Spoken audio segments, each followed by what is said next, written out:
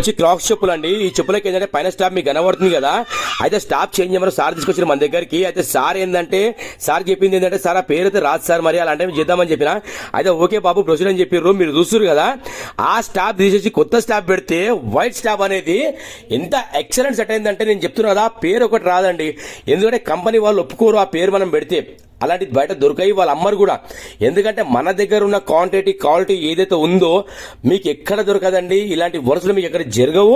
ఆ కింద సోల్ మారడం జరిగింది, ఆ సైడ్ లో వైట్ లేయడం జరిగింది. ఆ సార్ కూడా ఏంటంటే మన వీడియోస్ చాలా చూసారంట. నరేష్ గారు నేను చెప్పులు కొనలేక కాదు, కానీ మీ దగ్గర ఉన్న స్కిల్స్ ఏవైతే ఉన్నాయో నాకు చాలా బాగా నచ్చిందండి. మీరు మాట్లాడే పద్ధతి, మీరు పెట్టే వీడియోస్ అవన్నీ చూసి నేను అట్రాక్ట్ అయ్యి పడేసుకోలేక పక్కన పెట్టి తీసుకొచ్చిన మీ గురించి. ఎందుకంటే కొత్తగా కూడా నాకు సెకండ్ పట్టదండి, కానీ చాలా చాలా థ్యాంక్స్ అని చెప్పారు. కానీ వర్క్ చేసినాక వీడియో పంపించిన సార్కి సార్ చాలా హ్యాపీ ఫీల్ అయ్యారు. ర్యాపిడో బుక్ చేశారు, ఇంకా సార్కి ర్యాపిడో ఇచ్చి పంపించిన.